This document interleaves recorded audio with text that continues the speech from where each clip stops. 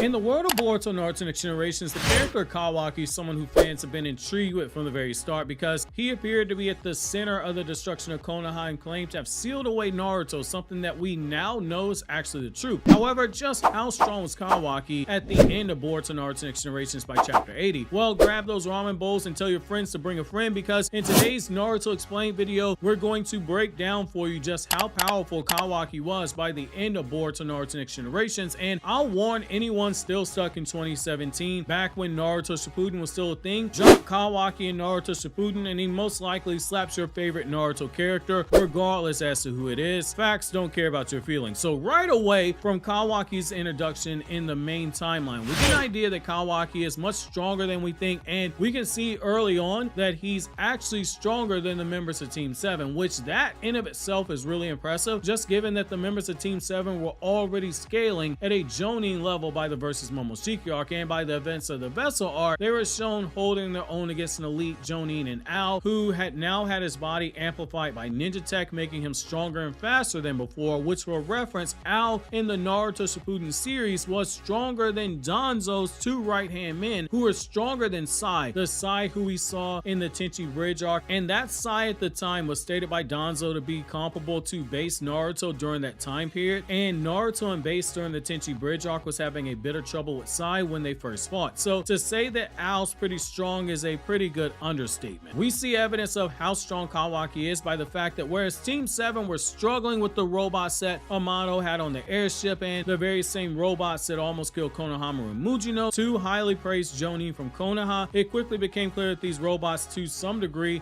are enough to give Jonin caliber fighters a headache. But Kawaki, despite being on the run for several days and being exhausted, was able to go and take down those robots that Team 7 struggled with. And when he begins to fight against Garo, the battle between a fatigued Kawaki and Garo quickly escalated to a level where Konohamaru steps in, telling Boruto that the intensity has reached a level of S rank, which that is a level that requires a battle level starting at that of an elite Jonin, and it goes as high as a threat level that requires one of the 5 Boruto Hokage to step in. And this was well before Kawaki tapped into his Karma Seal. So you should start getting a picture of how strong Kawaki is. Just using his Karma Seal, Kawaki was not only able to produce a chakra blast so powerful that he completely blows away Garo's body, leaving only his lower torso behind. It was also enough to destroy the cliffside and a chunk of the area in a blast that's so powerful that had Boruto not used his Karma Seal, it would have killed the members of Team 7. And the scary thing about this is that Kawaki produced a massive attack on this scale despite being so fatigued that this brief use of Karma was enough to make him pass out from exhaustion. Kawaki is a car cyborg, having his entire body made up of ninja tech on a molecular level, raises his combat ability,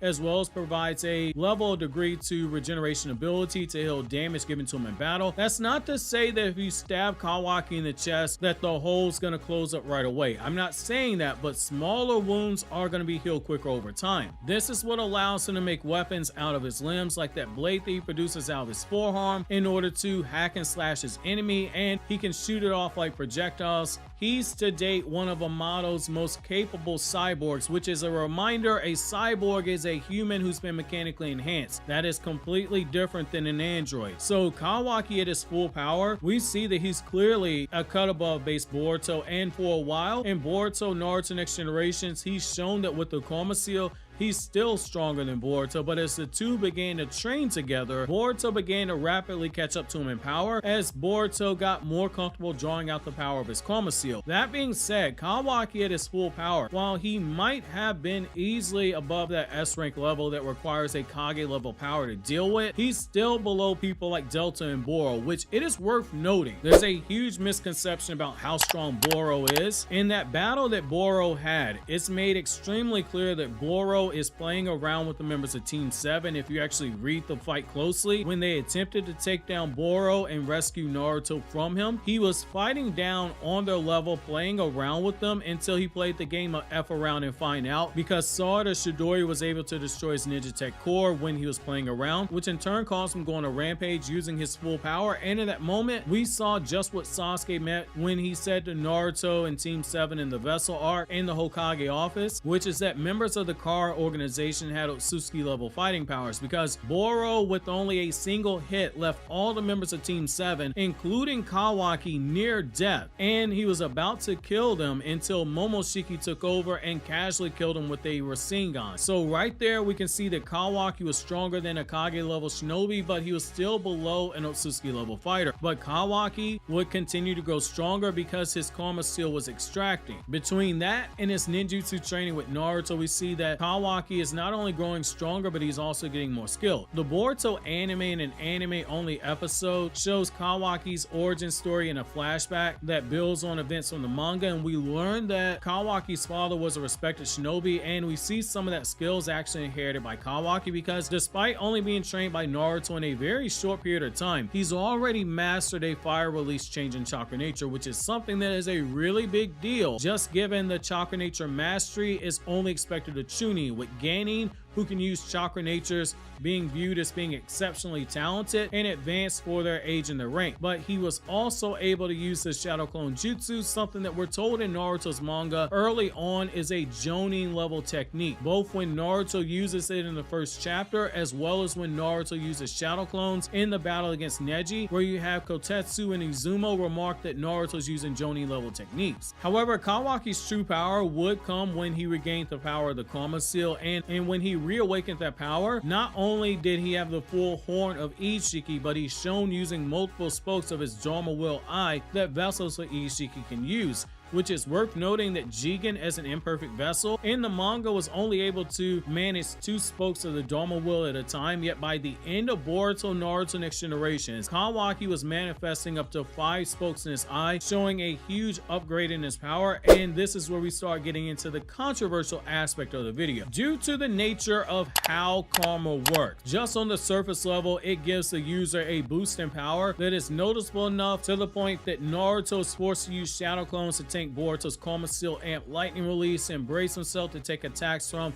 the Karma Seal Boruto, whereas before he didn't need to take those measures because Boruto lacked striking power. But even with the amp that Boruto got, he was still well below base Naruto, and as we saw when Kawaki shot off a Ninja Tech Blast in Naruto's face when they were training. However, Kawaki has been shown using the true essence of karma, gaining the max power available to a vessel of an Otsutsuki, gaining the max power available to a vessel of Ishiki, and he's shown the ability to use Ishiki's powers better than the same Jigen who demolished Naruto and Sasuke in episode 204. He's producing more spokes in the Dharma Will Pattern Eye, and even though his usage of the technique isn't as refined as Jigen was, he's clearly more powerful than Jigen, because unlike Jigen, Kawaki is a perfect vessel and his body doesn't start cracking apart after only using a portion of Ishiki's chakra. Kawaki is able to use considerably more of Ishiki's chakra. However, we know that while Kawaki might be stronger than Jigen, by the end of Boruto Naruto Next Generations, he's still weaker than Ishiki, which we both see implied as well as shown. How much weaker than Ishiki, that's up for debate. So it's implied when Naruto and Sasuke are speaking on the Hokage rooftop, and we see the worry is that Boruto and Kawaki are not able to take down Code, who's now stronger than Jigen, but weaker than Ishiki. And it's worth noting that this is a decision that Naruto and Shikamaru make after they see Kawaki's new powers up close and personal in a battle that occurred in Boruto episode 292, where Kawaki killed Boruto, and in episode 293, where Kawaki outright destroys Code without trying. Though that was Code with his limiters, you still get the point. Naruto and Shikamaru saw enough that they thought it would be better to actually lock the kids away until they find another way to actually defeat Code. We see that Kawaki is below Ishiki because of how easily Damon takes him down when they actually fight. Damon easily destroyed Code when they fought, despite Code being stronger than Jigen but weaker than Ishiki. Yet Amato was extremely precise when he said how strong the people he made in the cyborgs were.